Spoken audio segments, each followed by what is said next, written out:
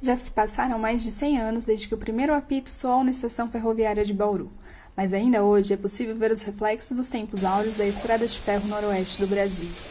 Contar a história de Bauru é contar as histórias da ferrovia. Em 1905, a Companhia Paulista de Estradas de Ferro chega ao município e traz com ela não só quilos de metal, mas também centenas de famílias que vão ser responsáveis pela formação da cidade. No início do século passado, a implantação de ferrovias trazia expectativa de desenvolvimento. As cidades eram moldadas e cresciam ao longo dos trilhos e das estações de trem. Havia um sentimento generalizado de que as máquinas trariam um mundo melhor, com possibilidade de aperfeiçoamento das realizações humanas. Não se ouve mais os apitos da Maria Fumaça, os bancos estão vazios, mas as memórias dos tempos áureos da ferrovia ainda permanecem nas famílias dos ex-ferroviários e é transmitida de geração em geração. Célio de Delosnac é um desses descendentes. O pai, ex-ferroviário, veio trabalhar ainda adolescente na antiga estrada de ferro noroeste do Brasil, onde permaneceu até 1971. Por conta disso, Célio nasceu na maternidade da ferrovia em Bauru e cresceu às margens dos trilhos. Então, nessas viagens de visita a parentes, que é basicamente acho que o que eu fazia até 1969, era por trem.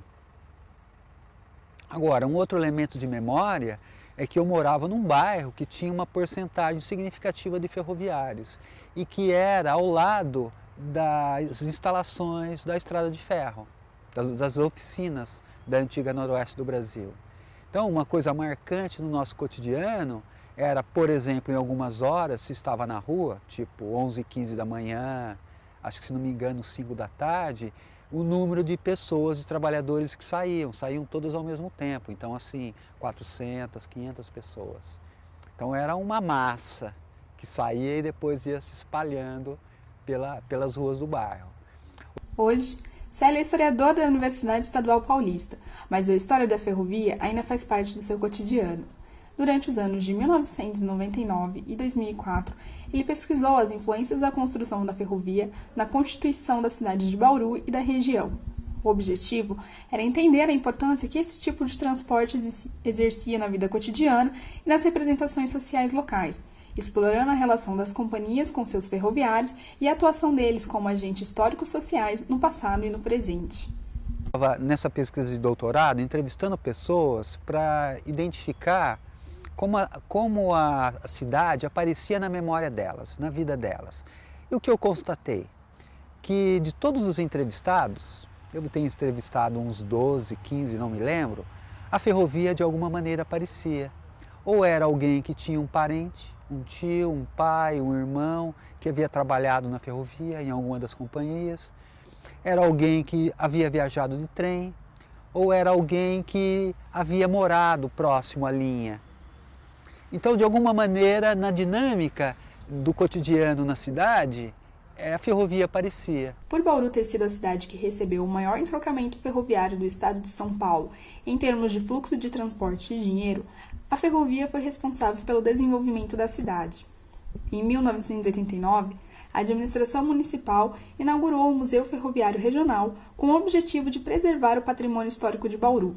Instalado junto à antiga estação ferroviária no centro da cidade, o museu oferece aos visitantes uma exposição de fotografias, documentos, peças originais, maquetes e recriação de ambientes que remetem aos anos 30, 40 e 50. Os visitantes também podem desfrutar o passeio em uma Maria Fumaça legítima, construída em 1919. O passeio é realizado todo terceiro domingo do mês, durante o período da manhã, e é aberto à população. Como a locomotiva é movida a vapor, ela exige uma série de preparos. O carro precisa ser abastecido com lenha para a geração de calor e água, o combustível da Maria Fumaça. Alex Chances é agente cultural e faz parte do projeto Ferrovia para Todos desde 2001, quando começou a operar a Maria Fumaça. O trabalho da Maria Fumaça, a gente começa às 2h30 da manhã, entre 2h30 e 3 horas da manhã.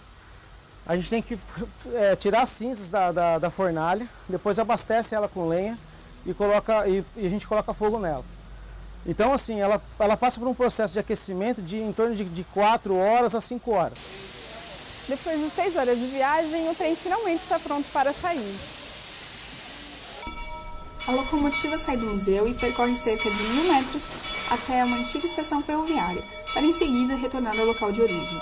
a paisagem que se vê durante o percurso é bem diferente daquela do começo do século. Hoje, a Noroeste está sob concessão da empresa América Latina Logística, ALL, que não faz manutenção adequada da ferrovia. O mato tomou conta dos trilhos já enferrujados, antigos carros de trem estão largados, os prédios foram abandonados e, com isso, o tráfego tomou conta da região. Já a Prefeitura Municipal é responsável pela manutenção do Museu Ferroviário e do projeto Ferrovia para Todos. Quem investe hoje nessa Maré Fumaça de Bauru é a Prefeitura Municipal. E é difícil você conseguir verbas, tanto federais quanto estaduais, por quê? É uma coisa que ninguém entende direito. Então, a própria ANTT, que é a Agência Nacional de Transportes Terrestres, ela criou um departamento para gerir esse tipo de transporte. Porque a hora que começou a privatizar e que todo mundo começou a descartar os materiais, eles tiveram, todas as prefeituras, associações, empresas, eles estavam querendo, todo mundo quis, de uma forma ou de outra, ou salvaguardar ou explorar esse tipo de artefato. Então, na verdade, a gente cuida da ferrovia como uma coisa saudosista. A ferrovia é maravilhosa, mas a ferrovia ela é indústria. Tudo que está na ferrovia ela é industrial. Ela foi feita em séries. A locomotiva nossa não tem uma dessa locomotiva, tiveram várias dessas locomotivas. Assim como qualquer uma outra, os vagões tiveram vários vagões, eles saíam em séries. Só que hoje ela se tornou uma peça de museu, por quê? Porque só sobrou uma peça de cada uma. Mas os reflexos da ferrovia vão mais além. Em Bauru, um grupo de modelistas ferroviários se reuniu para fundar a Associação de Preservação Ferroviária e de Ferromodelismo de Bauru. Para Eduardo Ferreira e Marco Crivalari, membros da associação, o hobby é levado a sério. Sim, você faz pinturas, as coisas, é tudo básico. Vai procurar saber informação, internet, com ex-ferroviário mesmo, com pessoas que viveram na ferrovia, que já trabalharam, né? Alguns descendentes, né? Então é feita uma pesquisa, né? Não é feito assim, aleatoriamente, né? Totalmente. Principalmente em questão não vai condizer com a realidade, né? Porque já que a gente está representando alguma coisa, nós tem que representar como é, de verdade, né? Como é na realidade. Você começa a adquirir conhecimento na área já por essas pesquisas. A gente vai tendo que fazer, você vai aprendendo, vai acumulando, né, experiência.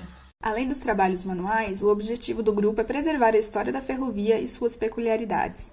Hoje a associação conta com a participação de cerca de 15 pessoas.